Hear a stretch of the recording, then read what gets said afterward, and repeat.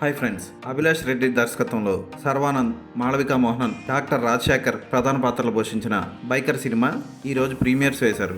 ఈ సినిమా ఎలా ఉందో ఇప్పుడు చూద్దాం. వికాస్ నారాయణన్ అనే ఓ మోటార్ రేస్ ఛాంపియన్ తనకి కోచ్ అయిన తన తండ్రి సునీల్ నారాయణన్ దగ్గర నుంచి ఎందుకు దూరంగా ఉన్నాడు, తన తండ్రి అవమానాలు ఎదుర్కొంటున్నాడని తెలుసుకున్న తర్వాత తన తండ్రి పరువు నిలబెట్టడం కోసం వికాస్ నారాయణన్ ఏం చేశాడు అన్నది కథ. ఈ కథకి మోటార్ రేస్ నేపథ్యాన్ని ఎన్నుకున్నాడు దర్శకుడు అభిలాష్ రెడ్డి. చాలా పాత కథ. తర్వాత ఏం జరుగుతుందో ఈజీగా ప్రతి ప్రేక్షకుడు ప్రతి సన్నివేశంలో కూడా చెప్పేయచ్చు. అలాంటి కథనే ఎంచుకున్నాడు. అయితే తీసిన విధానం సూపర్గా కొత్తగా ఉందా, ట్రీట్మెంట్ కొత్తగా ఉందా అంటే అది పాతగా ఉంది. అభిలాష్ రెడ్డి ఎంచుకున్న కథ కొత్తది కాకపోవడం, ప్రేక్షకుడు ప్రతి సీను తర్వాత ఏం జరుగుతుందో ముందే ఊహించేయడం పెద్ద మైనస్ పాయింట్స్. ఇక ప్రధాన పాత్రలు ప్రవర్తించే తీరు అసహజంగా ఉంటుంది. ఉదాహరణకి తండ్రి నుంచి కొడుకు దూరం అయినప్పుడు తండ్రి అస్సలు ఆ కొడుకు గురించి పట్టించుకోకుండా ఉండడం, అలాగే దూరమైన కొడుకు తండ్రి ఏమైపోయాడో, తండ్రి పరిస్థితి ఏంటో కేవలం టీవీలో చూసి తెలుసుకొని ఫీల్ అయిపోయి వెళ్ళిపోవడం లాంటివి చాలా అన్యాచురల్గా ఉంటాయి. అంతేకాకుండా ఓ తండ్రి కొడుకులు మాట్లాడుకునే విధానం వేరుంటుంది. అదే కొడుక్కి కూడా పెళ్ళి అయిపోయిన తర్వాత, బాధ్యతలు వచ్చిన తర్వాత, అతను కూడా ఒక తండ్రి అయిన తర్వాత తన సొంత తండ్రితో మాట్లాడే తీరు వేరేగా ఉంటుంది. ఎందుకంటే తండ్రి బాధ్యతలు మోసిన వాడికి తండ్రి వాల్యూ అప్పుడప్పుడే తెలుస్తూ ఉంటుంది. అలాంటి క్యారెక్టర్లు ఉంటాయి ఈ సినిమాలో, కానీ అవి రెండు విరుద్ధంగా ప్రవర్తిస్తూ ఉంటాయి. అంతేకాకుండా ఈ సినిమాకి మరో మైనస్ పాయింట్ ఏంటంటే ఎమోషనల్ సన్నివేశాల దగ్గర దర్శకుడు ఎక్కువ టైం తీసుకొని ఎమోషన్ని బిల్డప్ చేయకుండా ఎమోషన్ని మధ్యలోనే కట్ చేసి వెళ్ళిపోయే సన్నివేశాలు చాలా ఉంటాయి. ఉదాహరణకి క్లైమాక్స్లో తండ్రి కొడుకు డ్రెస్సింగ్ రూమ్లో వాళ్ళిద్దరి మధ్య వచ్చే సన్నివేశం మంచి ఎమోషనల్గా పండాల్సింది, కానీ అది ఎమోషన్ పండుతుంది అన్న సమయంలో టక్మని ఆగిపోతుంది. అలాగే ఉన్నాయి ఎమోషనల్ సన్నివేశాలు టేకింగ్. అలాగే భార్య పాత్ర కూడా సడన్గా మారిపోవడం అంత సమంజసంగా ఉండదు. భార్యకి భర్తకి మధ్య వచ్చే సన్నివేశాల్లో ముఖ్యంగా రచనా విభాగం ఫెయిల్ అయిందని చెప్పొచ్చు. అద్భుతమైన డైలాగ్స్ పడాలి ఇలాంటి సినిమాలకి, స్ఫూర్తినిచ్చే డైలాగ్స్ ఉండాలి. అలాంటి డైలాగ్ ఒక్కటి కూడా కనబడదు. ఇక ఇలాంటి సినిమాలకి సంగీతం ప్రధాన అంశంగా ఉండాలి. అలాగే స్పోర్ట్స్ డ్రామాలన్నిటికీ ఒక బెంచ్ మార్క్ లాంటి సినిమా F1. ఆ సినిమాలో బ్యాక్గ్రౌండ్ మ్యూజిక్ని జిబ్రాన్ క్లైమాక్స్ 20 నిమిషాల్లో చక్కగా వాడుకున్నాడు. ఇంచుమించు అలాగే కొట్టాడు, ఏమీ తేడా లేదు. కానీ ఆ 20 నిమిషాలే ఈ సినిమాకి ప్రధాన బలం. ఆ 20 నిమిషాలు బాగా తీశారు. అఫ్కోర్స్ లాజిక్లెస్ సన్నివేశాలు ఉంటాయి. పోనీ కొత్త సన్నివేశాలు ఏమైనా ఉన్నాయంటే ఉదాహరణకి మౌంటైన్ జంప్ సీన్ మాత్రం చాలా బాగుంది. ఆ మౌంటైన్ జంప్ సీన్ని క్లైమాక్స్లో మళ్ళీ ఉపయోగించుకునే సన్నివేశం బాగుంది. అక్కడే దర్శకుడు చాలా బాగా తీశాడని అతను మెచ్చుకోవచ్చు.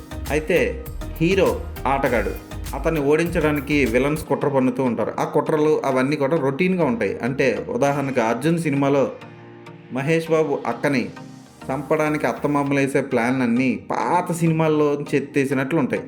ఇది కూడా అంతే, అలాగే ఉంటాయి, కొత్తగా ఏమనిపించవు. ఇక ఫోటోగ్రఫీ ఒక్కొక్క దగ్గర ఒక్కొక్కలా సాగింది. లాస్ట్ 20 నిమిషాల ఫోటోగ్రఫీ చాలా బాగుందని చెప్పొచ్చు. కాస్ట్యూమ్ డిజైనింగ్ అసలు ఏ కాలంలో కథ జరుగుతుందో అర్థం కాలేదు నాకు. 2003 నుంచి 2016 వరకు కథ సాగినట్లు చూపిస్తారు. ఆ కాస్ట్యూమ్స్ ఏంటో అర్థం కావు. మరొకటి, శర్వానంద్ ఇంకా చిన్నపిల్లాడిలాగే కనపడడం ఈ సినిమాకి మరో మైనస్ పాయింట్. అతను తండ్రి అయిన తర్వాత తండ్రి కాకముందు 2 పాత్రలకి వేరియేషన్ అంత పెద్దగా కనిపించదు. సినిమా చూస్తున్నప్పుడు అతను బాగానే నటించాడు, కాకపోతే కొత్తగా చేసింది ఏం లేదు. అతను ఇప్పటి వరకు నటించిన అన్ని సినిమాల్లో కూడా అదే ఎక్స్ప్రెషన్స్, అలాగే నటిస్తున్నాడు. ఒక గిరి గీసుకొని అవే హావభావాలతో అక్కడే ఉండిపోయాడు. ఇప్పటికీ ఈ సినిమాలో కూడా అలాగే ఉన్నాడు. అయితే అతను మాస్ చూపిద్దామని సిగరెట్లు పొగలుగుతూ కుర్చీల్లో కూర్చొని ఫైట్లు చేసినవి అంతగా వర్కౌట్ కాలేదు. పిల్లల దగ్గర స్కూల్లో కూర్చొని చేసిన సన్నివేశాల్లో కూడా అతను తండ్రిలా అనిపించడు. మనకి ఏదో అన్నయ్య పాత్రలా అనిపిస్తాడు. అంత యంగ్గా ఉన్నాడు. మహేష్ బాబు తర్వాత శర్వానందే ఏజ్ పెరగకుండా ఉన్న యాక్టర్లో ఒకడు అనిపిస్తుంది మనకి. ఇక రాజశేఖర్ గారు డిఫరెంట్ వేరియేషన్స్లో ఆయన కూడా సేమ్ ఒకేలా అనిపిస్తాడు. ఎమోషన్ పండాలి.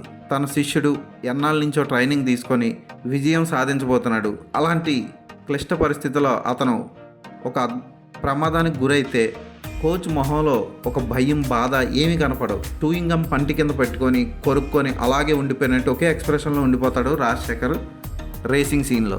అయితే మనవడితో వచ్చే సన్నివేశాల్లో కొంతలో కొంత ఆయన బాగా నటించాడు. అక్కడ రిలీఫ్ ఇవ్వచ్చు. మాళవిక మోహనన్ క్యారెక్టర్ పర్వాలేదు. జస్ట్ ఒక పాటకి కార్లో అటు ఇటు తొలడానికి తప్ప పెద్దగా ఏమీ లేదు.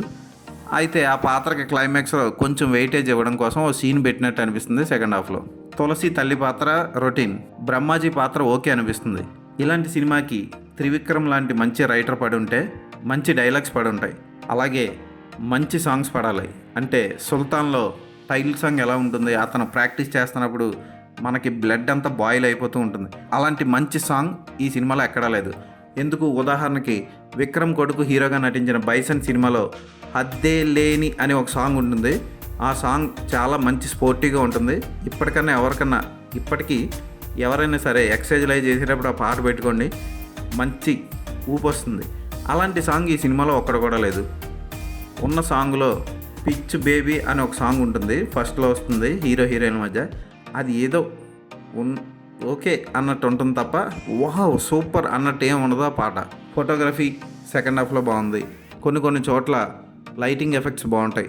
తక్కువ బడ్జెట్లో సినిమాని తీసినట్లు మనకి తెలిసిపోతూ ఉంటుంది. ఎందుకంటే మోటార్ రేసింగ్ సన్నివేశాల్లో, ముఖ్యంగా నైట్లో తీసిన రేసింగ్లో కొన్ని షార్ట్స్ అంత గొప్పగా పండవు. ఇది కొత్త ఆట.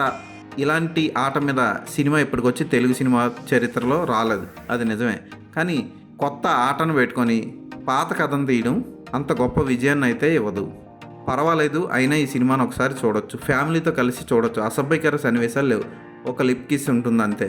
పిల్లాడికి తాతకి మధ్య వచ్చే సన్నివేశాలు, పిల్లాడికి తండ్రికి మధ్య వచ్చే సన్నివేశాలు, వాటికి లింక్ పెట్టుకుంటూ రాసిన సీన్లు ఓకే అనిపిస్తాయి. ఈ సినిమాలో హీరో తండ్రి కొండ మీద జంపింగ్ లైవ్ చేస్తున్నాడని తెలుసుకుంటాడు అతనికి తెలియకుండానే. అలాంటి హీరో తండ్రి ఒక అమ్మాయిని ప్రేమిస్తున్నాడని, సిగరెట్లు కాలుస్తున్నాడని, బయట తిరుగుతున్నాడని ఎందుకు తెలుసుకోలేకపోయాడో అర్థం కాదు సినిమా చూసాక. రచనా విభాగంలో, సంగీత విభాగంలో ఈ సినిమా బాగా వెనకబడింది. దానివల్లే ఈ బైకర్ ఒక మోస్తరు విజయంతో సరిపెట్టుకోవాల్సి వచ్చింది. ఈ సినిమాకి నేను ఇచ్చే రేటింగ్ 2.5/5.